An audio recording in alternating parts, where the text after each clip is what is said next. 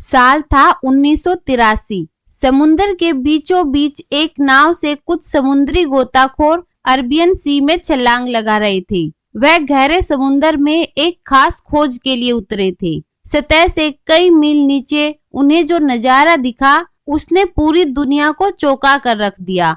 एक विशाल नगरी मानो आज के किसी आधुनिक शहर की तरह समुद्र के भीतर बसी हुई हो। ऊंची ऊंची दीवारें, सड़कें, मूर्तियां, महल और एक पूरा सुव्यवस्थित शहर। इस अद्भुत नगरी को देखकर सभी गोताखोर अवाक रह गए। जब उन्होंने वहां से पत्थरों के नमूने इकट्ठा किए और उनकी जांच की तो एक रहस्य सामने आया। यह पत्थर महाभारत के समय के थे। यह वही नगरी थी जिसके बारे में महाभारत में भी उल्लेख मिलता है। यह है कहानी भगवान श्री कृष्ण की पवित्र नगरी द्वारका की। लेकिन आगे बढ़ने से पहले इस वीडियो को एक लाइक करके चैनल को सब्सक्राइब जरूर कर लीजिए, क्योंकि यह आपके लिए एक सेकंड का काम है, लेकिन इससे हमारी काफी बड़ी मदद होती है। दोस्तों, श्री कृष्ण का साम्राज्य सिर्फ इस धरती पर ही नहीं बल्कि हर मनुष्य के दिल में है, क्योंकि आज हम आपको एक ऐदर्श साम्राज्य के दर्शन कराने जा रहे हैं जो धरती की सतह पर नहीं बल्कि समुद्र की गहराइयों में छिपा हुआ है। यह वही स्थान है जहां कभी श्री कृष्ण ने अपनी सत्ता की नींव रखी थी, जहां का हर कण उनकी लीलाओं का साक्षी रहा है। आज वहां केवल समुद्र की लहरों का शोर सुनाई देता है, लेकिन यह नगर जो कभी नदी और अरब सागर के संगम पर बसा था, आज भी श्रद्धालुओं के लिए एक देवभूमि के रूप में पूजनीय है। विष्णु जी के 4 धामों में से एक द्वारका गुजरात के जामनगर जिले में अरब सागर के किनारे बसा एक छोटा सा शहर है, जहां लाखों कृष्ण भक्त दूर दूर से भगवान की एक झलक पाने के लिए आते हैं। भागवत पुराण के 10वें सत्र के अनुसार कंस का वध करने के बाद श्री कृष्ण यादव वंश के साथ मथुरा में बस गए, लेकिन कंस की मृत्यु से क्रोधित उसके ससुर जरासंध ने मथुरा पर 18 बार हमला किया। इन लगातार हमलों से परेशान होकर श्री कृष्ण ने मथुरा छोड़कर एक नई नगरी बसाने का निर्णय लिया। उन्होंने समुद्र के बीच एक विशाल शहर के निर्माण का आदेश दिया, लेकिन इसके लिए समुद्र देवता की अनुमति आवश्यक थी। तब श्री कृष्ण ने समुद्र देवता की आराधना की, जिससे प्रसन्न होकर समुद्र देव ने उन्हें 12 योजन भूमि प्रदान की। इसी धरती पर भगवान विश्वकर्मा ने द्वारका का निर्माण किया। द्वारका एक अत्याधुनिक नगरी थी, जिसकी योजना और वास्तुकला आज की शहरी संरचनाओं को भी पीछे छोड़ देती है। सड़कों से लेकर सोने के महलों तक बड़े दरवाजों, बगीचों और तालाबों को अत्यंत सुंदर ढंग से निर्मित किया गया था।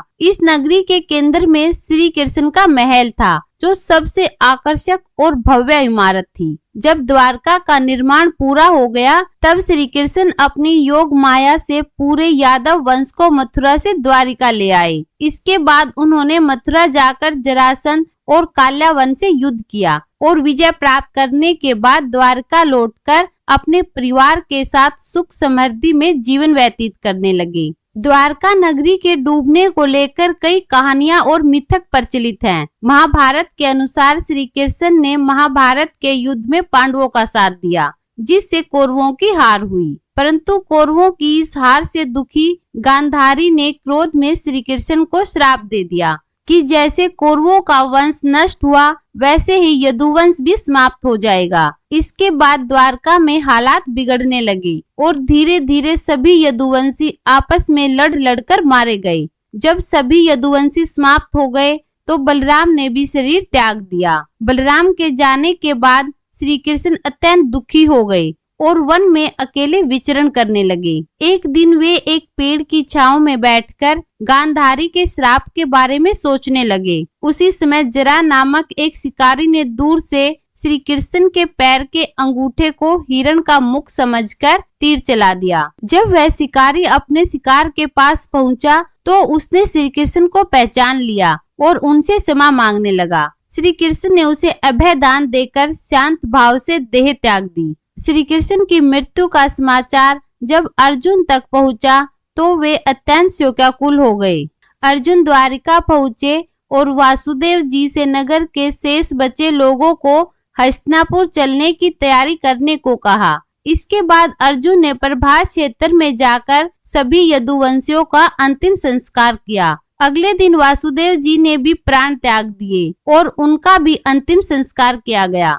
अर्जुन ने द्वारिका से शेष बचे स्त्रियों और बच्चों को लेकर नगर छोड़ दिया। जैसे ही वे लोग द्वारका से निकले, पूरी नगरी और उसका राजमहल समुद्र में समा गए। प्रचलित कथाओं के अनुसार गांधारी के श्राप के अलावा श्री कृष्ण के पुत्र श्याम को भी ऋषियों से श्राप मिला था। एक बार महर्षि विश्वामित्र, ऋषि नारद, कण्व और अन्य देव द्वारका आए। यादव वंश के कुछ शरारती लड़कों ने श्री कृष्ण के पुत्र श्याम को स्त्री वेश में तैयार कर ऋषियों से मजाक करने की सोची। उन्होंने ऋषियों से कहा कि यह स्त्री गर्भवती है और उनसे पूछा कि गर्भ में पल रहा शिशु कैसा होगा। ऋषियों ने उनका उपहास देखकर क्रोधित होकर श्राप दिया कि इस स्त्री के गर्भ से एक मूसल जन्म लेगा, जिससे पूरे यदु वंश का विनाश होगा।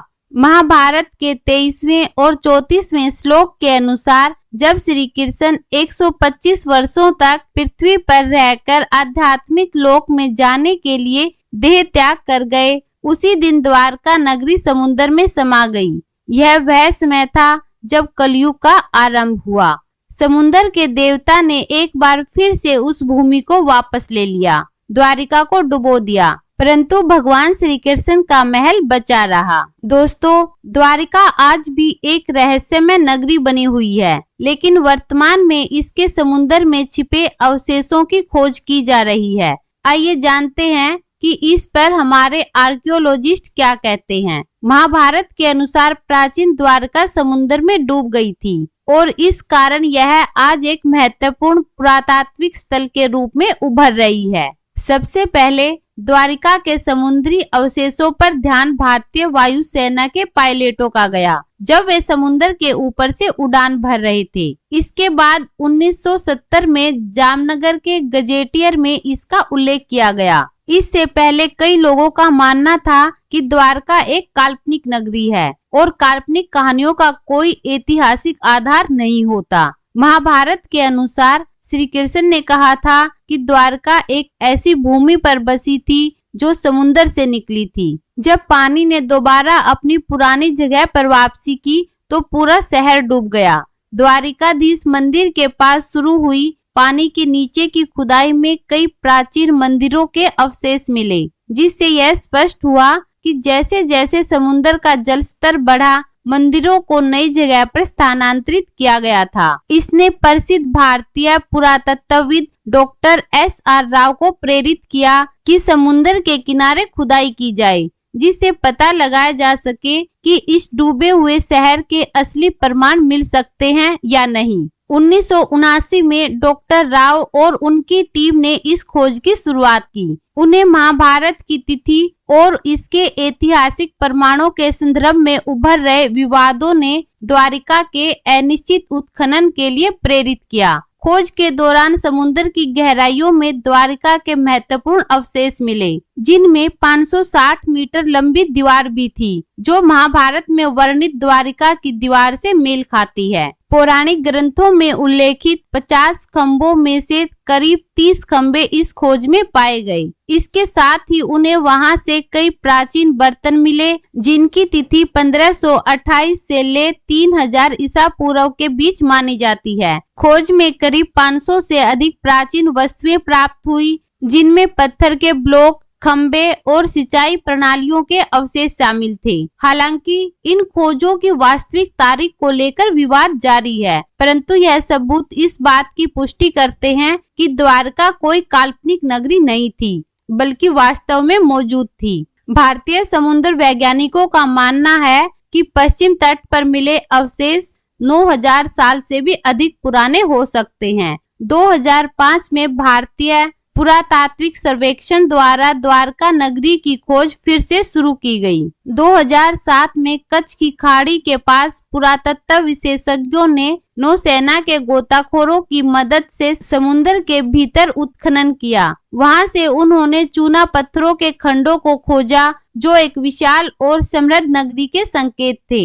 इसी खुदाई में सिक्के और कलाकृतियां भी मिली, जिनकी तारीखें समुद्र में मिले अवशेषों से मेल खाती थी। पुरातत्व विशेषज्ञों के अनुसार द्वारिका के तटीय इलाकों में 9 किलोमीटर लंबी एक प्राचीन नदी भी खोजी गई, जिसके किनारे प्राचीन सभ्यता के अवशेष और शिल्प पाए गए। इन शिल्पों का कार्बन डेटिंग परीक्षण किया गया, जिससे यह साबित हुआ कि ये अवशेष 9000 साल से भी अधिक पुराने थे। समुद्र के भीतर मिले शिल्पों ने यह भी संकेत दिया कि द्वारका एक प्राचीन बंदरगाह था, जो 15वीं से 18वीं शताब्दी तक भारतीय और अन्य क्षेत्रों के साथ व्यापारिक संपर्कों में सक्रिय भूमिका निभाता था। जैसे जैसे समुद्र का जलस्तर बढ़ता गया, श्री कृष्ण की नगरी द्वारिका धीरे धीरे पानी में डूब गई। लेकिन सवाल यह है कि समुद्र का स्तर तो धीरे धीरे बढ़ता है, फिर महाभारत के महाप्रस्थानिका पर्व के अनुसार अर्जुन की आंखों के सामने कैसे एक ही पल में विशाल लहरें द्वारिका को अपने भाव में समेट ले गई।